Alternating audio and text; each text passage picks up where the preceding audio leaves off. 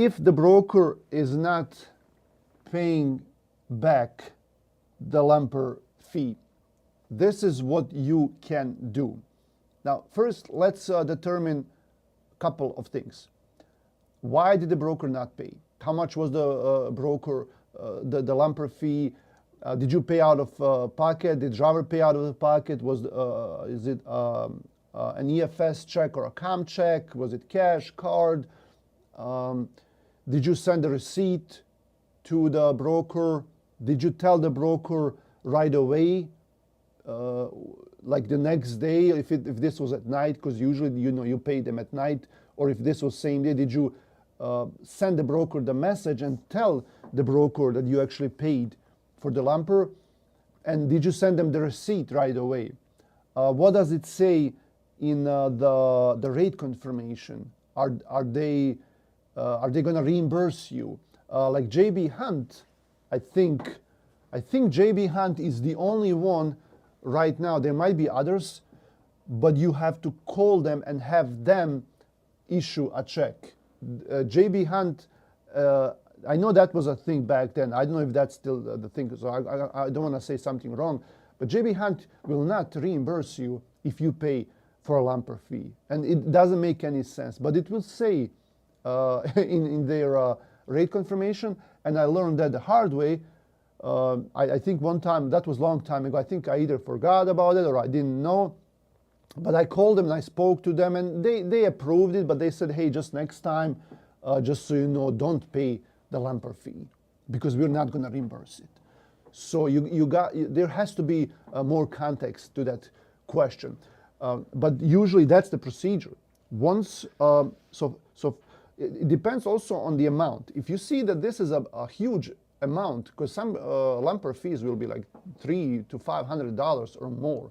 Now, usually, if the lumper fee is more than $200-300, I would contact the broker and ask them first, okay, can you pay for this lumper? And that's the best way that you can do. If there's a lumper fee, sometimes this happens late at night, and their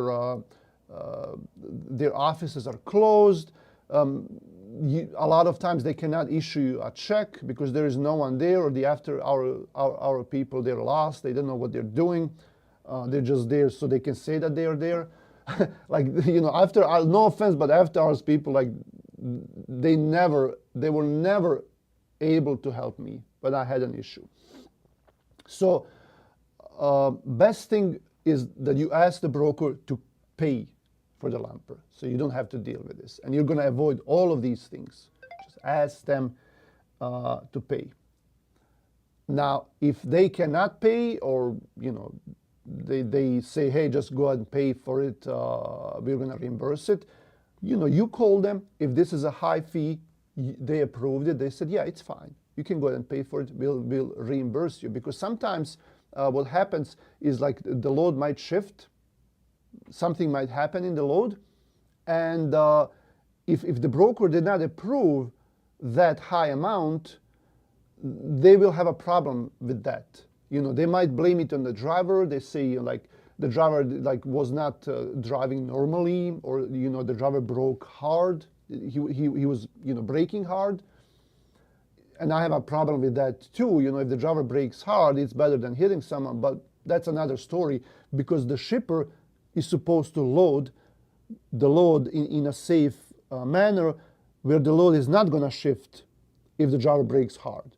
Usually if they leave room between the pallets and they don't put anything between them, like those air cushions or anything like that, then the load will shift.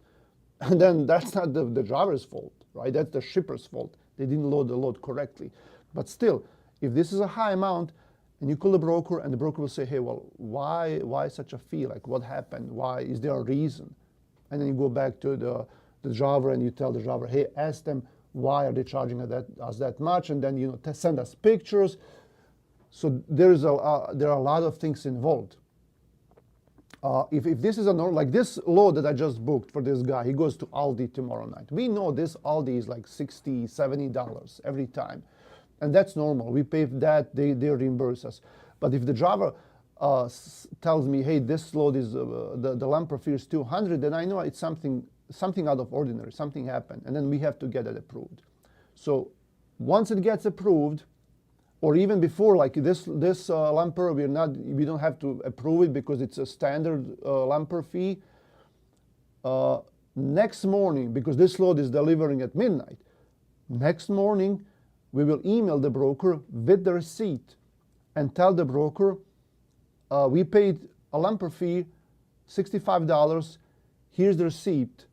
Please send us an updated rate confirmation, because our factoring company, they will not pay for the lumper fee, even though we have a receipt, without an updated rate confirmation where it actually shows that they're going to pay for it.